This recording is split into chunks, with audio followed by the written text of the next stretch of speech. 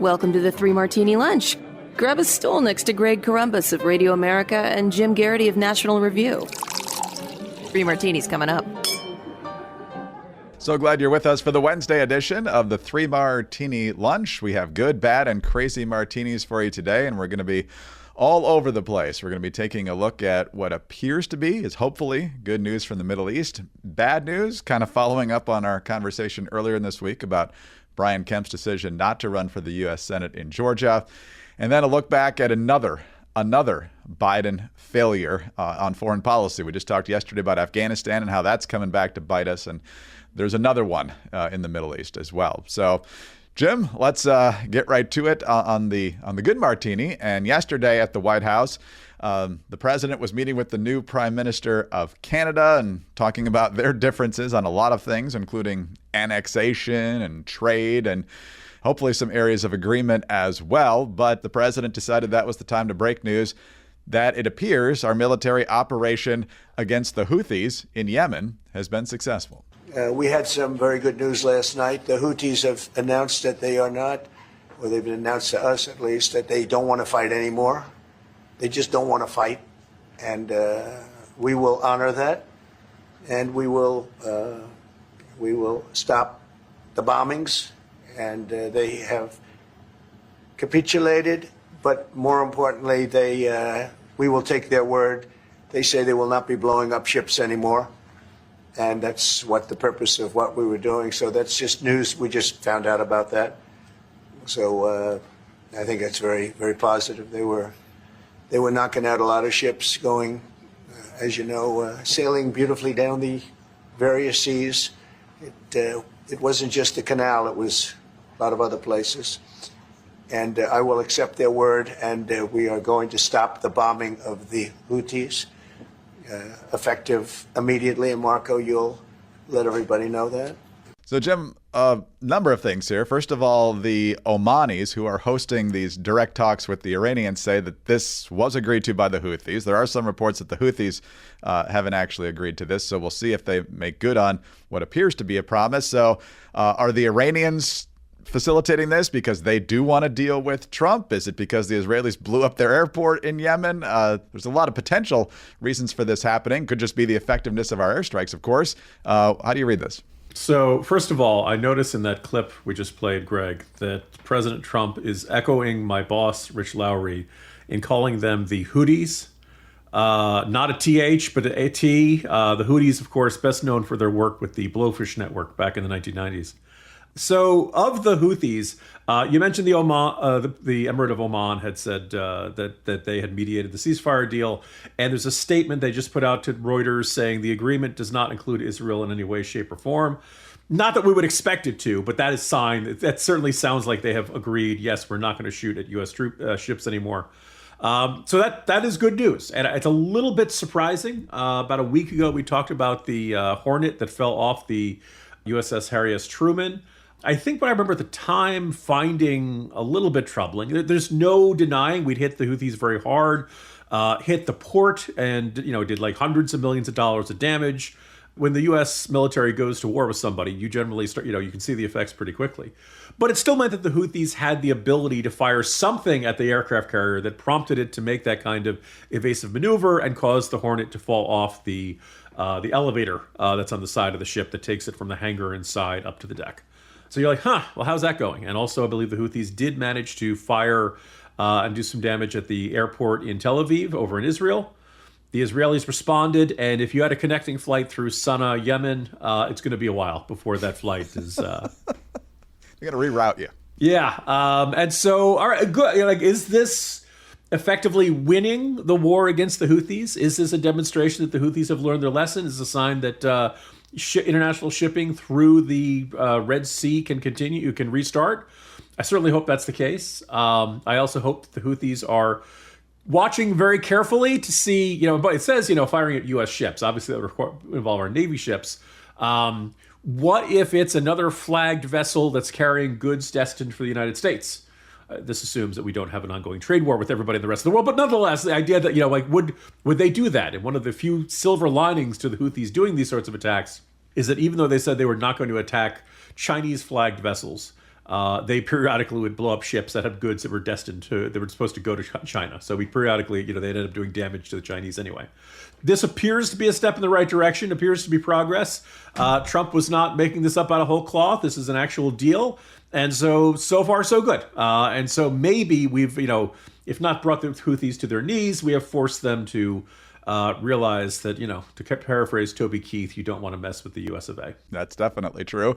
So if, in fact, the Iranians are telling the Houthis to stop, is it because that they see it's ineffective and it's damaging them, or is it because they want this deal? And then what would that deal include? I certainly hope it would look a lot different than the one Obama made. I think Trump's a lot more shrewd on that, and so we'll see where it goes. But just in case you thought Trump was being snowed over by the Iranians, he now says the Persian Gulf is the Arabian Gulf. So, take that. If the Iranians like that or not, but they that's hate the way it. it's going to be. They've already put out a statement saying, how dare you?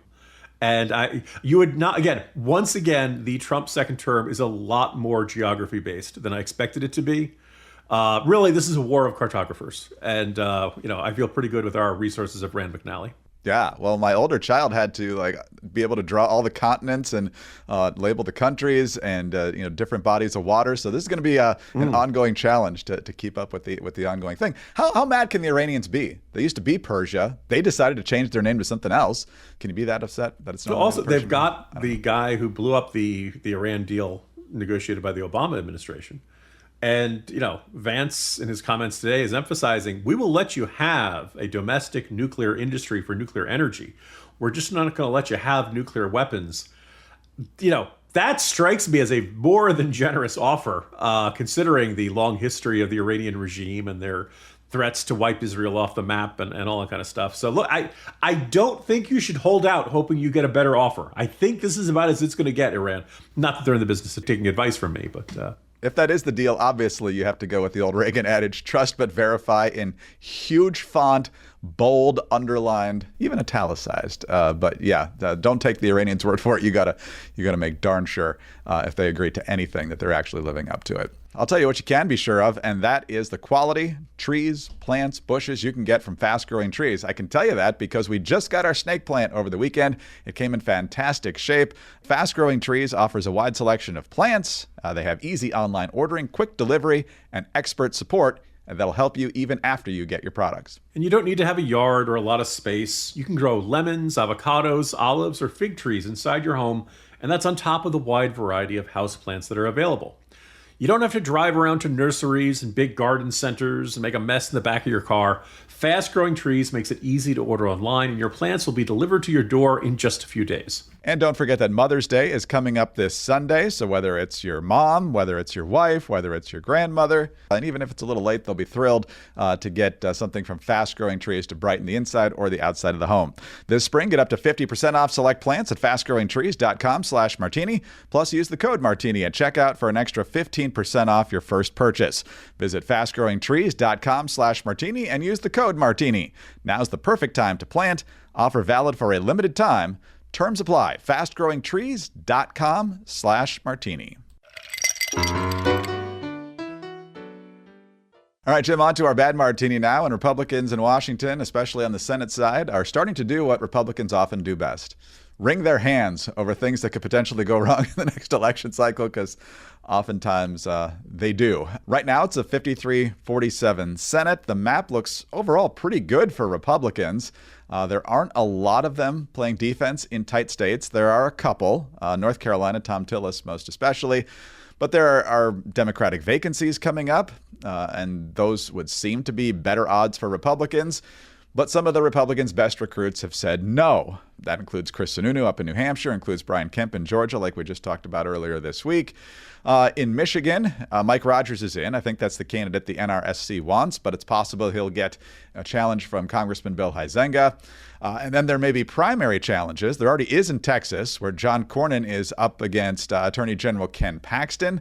In an internal Republican poll there, Paxton is up by 17 points on Cornyn right now in the GOP primary. But they also point out that Paxton would lose to Colin Allred, who ran for Senate in 2024 against Ted Cruz. If he were to run again, it would be 52% for Allred, 37% for Paxton. I don't see a number of Cornyn versus Allred here. Beto O'Rourke is also talking about jumping in because I guess he smells blood in the water. Tillis could be facing a Republican primary opponent in North Carolina. Bill Cassidy could be facing one in Louisiana as well. And the Democrats are trying to get relatively moderate former Governor John Bel Edwards to get in there to make that a competitive Senate race as well. Not the world's biggest Tillis fan, but I always go by the Buckley rule, Jim, and that's the most conservative candidate who can win. Doesn't appear at the moment that that's Ken Paxton in Texas. We'll see if the numbers change. If there is one who could do better in North Carolina than Tom Tillis, I might be open to that. He hasn't performed all that well at the ballot box, and who knows what will happen in Louisiana, but that's a deep red state, and you don't want to turn that into a competitive seat. So how much of this is proverbial bedwetting, and how much of this is Republicans starting to get legitimately nervous here? Greg, I think I haven't checked the mattresses, but they seem pretty dry from a distance. Look, you look at certain states, you're like, oh, Louisiana, Texas, North Carolina, these are pretty Republican states. And yes, usually they are, but if you really think that a red state's always going to stay red, I'll just say, think of Roy Moore. Alabama is probably about as Republican as the state gets. And yes, even he managed to lose to Doug Jones back in 2017 special Senate election. Yeah, highly unusual circumstances. And you look at a state like Texas, and after Beto O'Rourke came in 3 percentage points short up against Ted Cruz back in 2018, I was like, okay. Beto O'Rourke had more money and more fundraising than any Senate candidate had ever before. The entire national media went to Texas, drank the Shiner Bock, ate the nachos, and was like, ate the Whataburger, because he was always going to Whataburger, and saw him doing his skateboard tricks, and they just decided that Beto O'Rourke was the coolest guy ever, and they wrote those glowing profiles. And with all of those advantages and all of the disadvantages, it was a bad year for Republicans in general. Cruz still won. So you're like, okay, Texas, if you're a Democrat in Texas, you need a perfect storm. Well, okay, a long, messy primary fight that divides Republicans. If you end up nominating Paxton instead of Cornyn, well, now you don't have the advantages of incumbency. Paxton probably has pretty darn high name recognition. He's been in the news, generally not for great reasons in the last couple of years. A bit of a lightning rod himself. A lot of road between now and midterm election day, but it's probably going to be a typical anti-incumbent. Bad year for the president's party. So you start, and Colin Allred, losing head, all of a sudden it doesn't seem crazy. It's been like 3 decades since a Democrat has won a statewide race in Texas. Every trend ends eventually, even Cal Ripken, right? So the idea is at some point Democrats are going to win a statewide race in Texas. And you look at this scenario, and you're like, deeply divided Republicans, country's in an anti-incumbent mood, or frustrated with Trump. We don't know how the economy is going to be doing. Allred didn't do that bad. All of a sudden, you're like, okay, maybe that's the scenario where it can happen.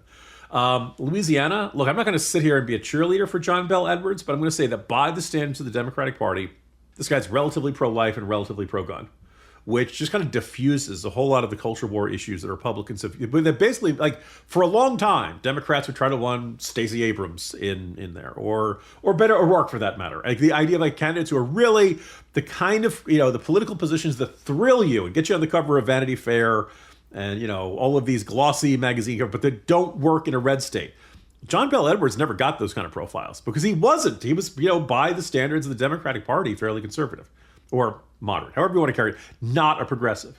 So you look at him, you're like, okay, maybe he's got a shot. Tom Tillis, I understand there are a lot of Republicans who are kind of irritated with him right now, but let's not exaggerate the redness of North Carolina. I think he won last time by about 1%. Trump usually wins by a couple percentage points. Did a little better last time in 2024, but we should not mistake, North Carolina for Wyoming or something like that. This is a, purplish to red state. So again, are any of these, automatic slam dunk, losses for Republicans? No. But boy, it would have been nice to have Sununu in New Hampshire. Boy, it would have been nice to have Kemp running in Georgia. A whole bunch of ones that looked like we had a really good shot at are now a more open question. The map still overall favors Republicans. I'd be really surprised if Republicans lost control of the Senate. But this is the kind of year they could have racked up a bunch, added to their majority, and stuff like this is not helping them get there. Jim, do you know how many consecutive cycles we could have said that sentence you just said?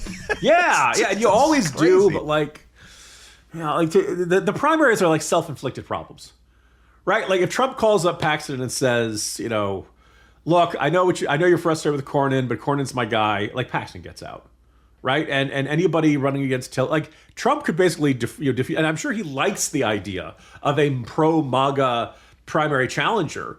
But in the end, like, there is a political cost to this sort of thing. And, we'll see how it shakes out. But at some point, if things shake out the way they do, Greg, my suspicion is that Pier will be there ready to buy the mimosas and say, Trump wrecked your election. Tell me about it. Been there, done that. Have the T-shirt. You like to think in some of these states, particularly like Louisiana, that it's different in a gubernatorial race versus a U.S. Senate race, because that first vote that they're going to have when they get to Washington is, which party do they align with, which leader do they want, and that's a huge deal in Washington. It's the same reason why Larry Hogan, while a popular governor, lost by 10 points in Maryland, because overall it's a blue state and they didn't want to send a Republican to Washington. So I'm fairly confident, at least in a state like Louisiana, potentially Texas, Republican voters will ultimately do that regardless of who wins the primary. North Carolina is a bit of a different animal. You mentioned how close it is, especially in recent presidential races. The Democrats are trying to get Roy Cooper into that race, two-term governor, two-term, I think, attorney general before that. And so that would obviously be a marquee race. There's also rumors that Laura Trump could end up primarying Tom Tillis there, depending on what he does. I think Tillis could be damaging himself right now by opposing the nomination of Ed Martin to be the U.S. Attorney for the District of Columbia, especially knowing that the president's least favorite judge in the world would end up appointing the interim U.S. Attorney while a new nominee comes forward. So a lot to play out in the near term and in the long term in terms of this 2026 cycle. But it's more complicated than we thought it was a short time ago. But I think if you're looking at the odds, which I'm not, you'd still have to say the Republicans are favored. But things are more interesting than you want them to be right now. Greg, is just one last thought. I'm thinking back to maybe the last era in which a fairly conservative Democrat could win in a red state. Remember Joe Manchin and his ad in which he was firing a gun at, was that Green New Deal? Cap and trade. Cap and trade. All right. So like I could see John Bel Edwards doing something like that and shooting at the Green New Deal. Obviously, oil and natural gas, pretty important to Louisiana, all that offshore drilling and all that stuff. I could see him doing something like that. And you're right. Being fairly conservative by Democratic standards does not make you a guaranteed winner in a state like Louisiana.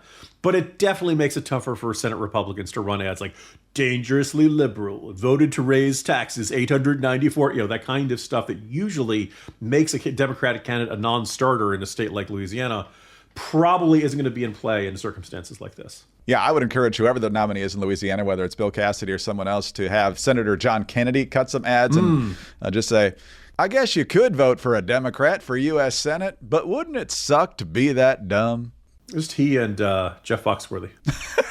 You might be a liberal. Yeah. Love John Kennedy. Love John Kennedy. You know what else you want to love? That's NetSuite by Oracle. Whatever challenges your business is facing, and every business faces challenges, some more steep than others from time to time, NetSuite by Oracle is a way to help you future-proof your business. More than 38,000 businesses have done just that with NetSuite by Oracle, the leading cloud ERP platform. It integrates key business functions like accounting, financial management, inventory, and HR into one seamless system, ensuring businesses are ready for the future. With NetSuite by Oracle, you can gain real-time insights and forecasting to make proactive, data-driven decisions. And closing your books in days instead of weeks means you spend less time looking at past reports and more time focusing on future growth. This will help you shift your attention from historical tasks to the strategic initiatives that will drive your business forward. As you run your business, do you ask yourself, how could I make my day more complicated? You probably don't. You ask, how could I make my day simpler so I can focus on the things I need to? And small business experts will say, use tools like NetSuite by Oracle to do that. They still have to be done, but they'll get them done for you. Download the CFO's Guide to AI and Machine Learning at netsuite.com/martini. The guide is free to you at netsuite.com/martini. That's netsuite.com/martini. People are able to put Gucci on layaway. The Watchdog on Wall Street podcast with Chris Markowski. Every day, Chris helps unpack the connection between politics and the economy and how it affects your wallet. Luxury brand Gucci has partnered with a firm to offer tailored monthly payments for buy now, pay later. If you can't afford Gucci, that's okay, but don't do this. This won't end well. Whether it's happening in D.C. or down on Wall Street, it's affecting you financially. Be informed. Check out the Watchdog on Wall Street podcast with Chris Markowski on Apple, Spotify, or wherever you get your podcasts. All right, Jim, on to our crazy martini now. This was a foreseeable crazy martini from the very, very beginning. And it's also the addendum in today's Morning Jolt that you wrote, the disastrous policy of the Gaza Pier. We denounced this policy as being ridiculous, a very bad idea, from the moment Biden announced it at the 2024 State of the Union. Although our concern at the time was that our military forces would be subject to terrorist attacks from Hamas. That didn't happen, but it was still a debacle. Here's Reuters, as you quote it in the Jolt today. More than 60 service members were injured as part of former President Joe Biden's floating aid pier in Gaza. A Pentagon Inspector General report published on Tuesday said a number significantly higher than had been previously disclosed. While there were no deaths or known direct attacks on the pier, the Pentagon had said 3 U.S. troops suffered non-combat injuries in support of the pier in May, with one medically evacuated in critical condition. But the new report by the Pentagon IG said the number was actually 62.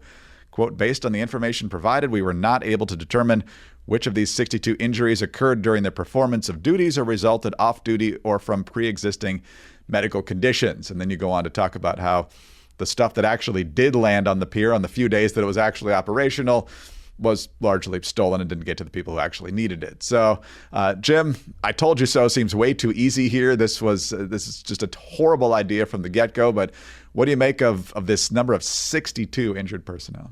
Well, the moment Biden announced this in that State of the Union address, a whole bunch of us, mostly on the right, but generally there were probably a whole bunch of people who were on the center or who simply understood anything about the terrain in the region were like, how is this going to work? And it's worth noting that a lot of us said the moment you've got American forces on the shoreline of Gaza, and remember, Lloyd Austin kept saying, well, there are no boots on the ground. No, because they're in the water. That was how or they're on the pier, but they're not on the sand. Therefore, it's not boots, like these ludicrous, hair-splitting, terms that they were using. But we figured Hamas would want to attack them. And I will recognize that I, at least speaking for myself, miscalculated.